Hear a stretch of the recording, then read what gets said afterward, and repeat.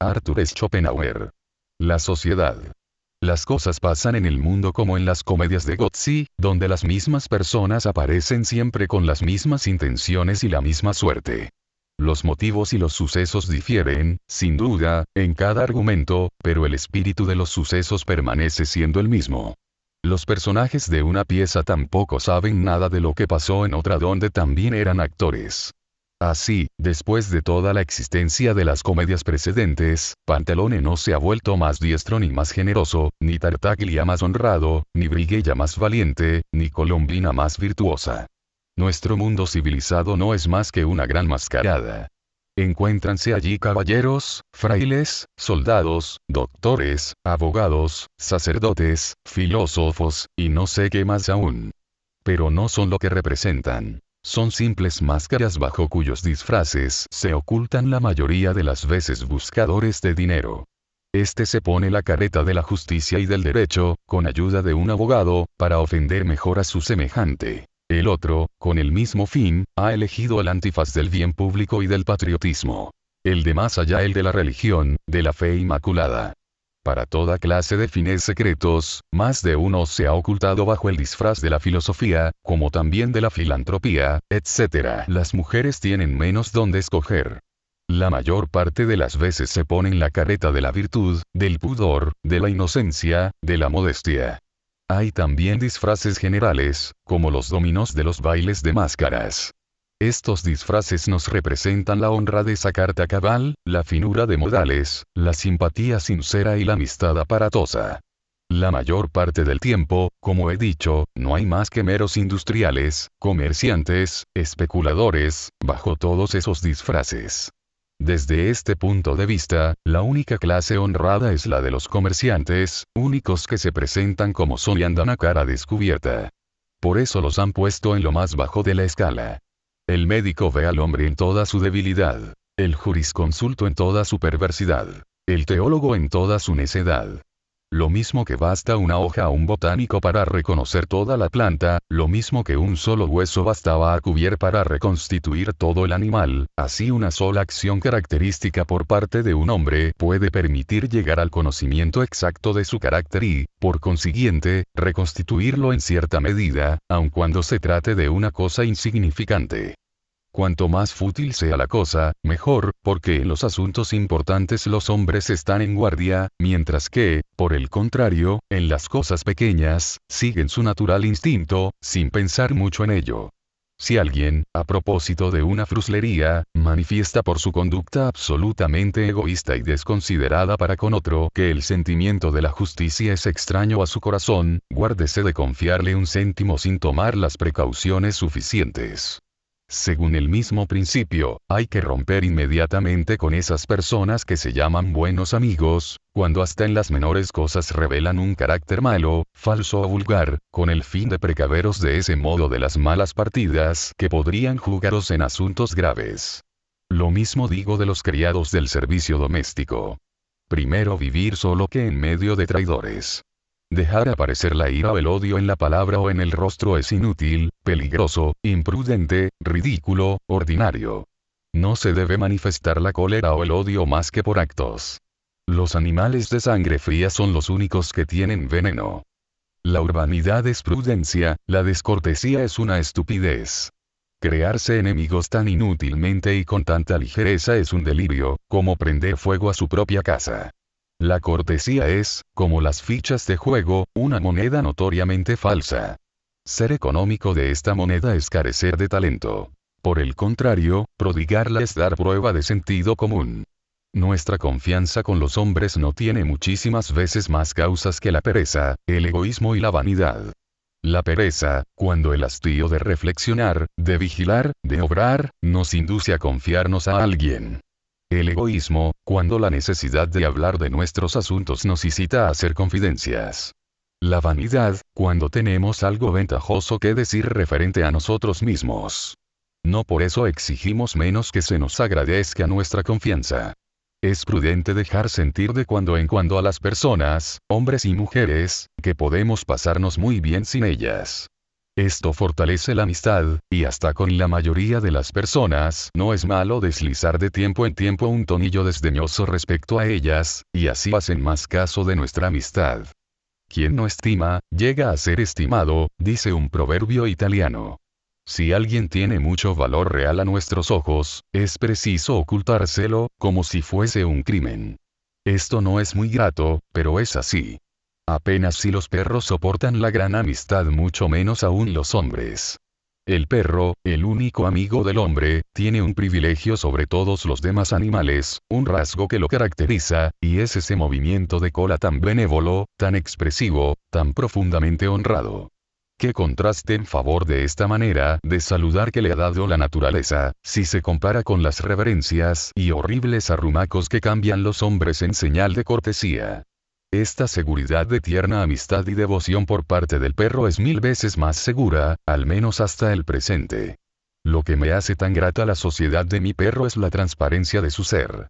Mi perro es transparente como el cristal. Si no hubiera perros, no querría vivir. Nada revela mejor la ignorancia del mundo como alegar, cual prueba de los méritos y valía de un hombre, que tiene muchos amigos. Como si los hombres otorgasen su amistad con arreglo a la valía y al mérito.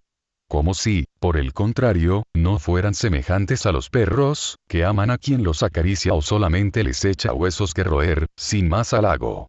Quien mejor sabe acariciar a los hombres aun cuando sean asquerosas alimañas, ese tiene muchos amigos. Ni amar ni odiar es la mitad de la prudencia humana. No decir nada ni creer nada es la otra mitad. Pero, con qué placer se vuelve la espalda a un mundo que exige semejante cordura. Los amigos se dicen sinceros. Los enemigos sí que lo son. Por eso debiera tomarse la crítica de estos como una medicina amarga, y aprender por ellos a conocerse uno mejor. Puede ocurrir que sintamos la muerte de nuestros enemigos y adversarios aún después de gran número de años, casi tanto como la de nuestros amigos. Es cuando los echamos de menos para ser testigos de nuestros brillantes triunfos. La diferencia entre la vanidad y el orgullo está en que el orgullo es un convencimiento absoluto de nuestra superioridad en todas las cosas. Por el contrario, la vanidad es el deseo de despertar en los demás esta persuasión, con una secreta esperanza de dejarse a la larga convencer a sí mismo. El orgullo tiene, pues, origen en un convencimiento interior y directo que se tiene de su propia valía. Por contra, la vanidad busca apoyo en la opinión ajena para llegar a la propia estimación. La vanidad hace parlanchín. El orgullo hace silencioso. El hombre vano debiera saber que la elevada opinión de los demás, objeto de sus esfuerzos, se obtiene mucho más fácilmente con un silencio continuo que con la palabra, aun cuando se tuvieran las más bellas cosas que decir. No es orgulloso quien quiere. A lo sumo, puede simularse el orgullo, pero como todo papel convencional, no podrá sostenerse hasta el fin. Solo el convencimiento firme, profundo, inquebrantable, que se tiene de poseer cualidades superiores y excepcionales, es lo que hace realmente orgulloso. Podrá ser erróneo este convencimiento, o no fundarse más que en ventajas exteriores y convencionales. Esto no obsta nada para el orgullo, si es serio y sincero. El orgullo tiene sus raíces en nuestra propia convicción y no depende de nuestro capricho, lo mismo que cualquier otro conocimiento.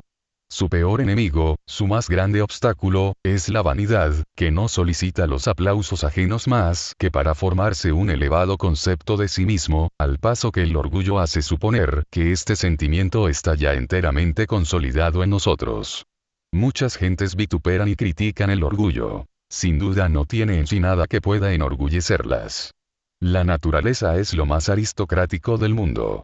Todas las diferencias que establecen entre los hombres la alcurnia y la riqueza en Europa o las castas en India, son nada en comparación de la distancia que la naturaleza ha fijado irrevocablemente desde el punto de vista moral e intelectual. En la aristocracia de la naturaleza, como en las otras aristocracias, hay 10.000 plebeyos por un noble y millones por un príncipe. La gran multitud es el montón, el populacho.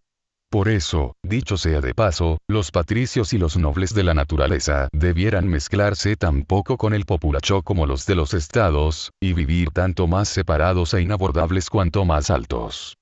La tolerancia que se advierte y elogia a menudo en los grandes hombres no es siempre más que el resultado del más profundo desprecio por el resto de los humanos. Cuando un grande ingenio está enteramente penetrado de este menosprecio, cesa de considerar a los hombres como semejantes suyos y de exigirles lo que se exige de sus iguales. Es tan tolerante entonces con ellos como con todos los demás animales, a los que no tenemos por qué acusarlos de su falta de razón y de su bestialidad.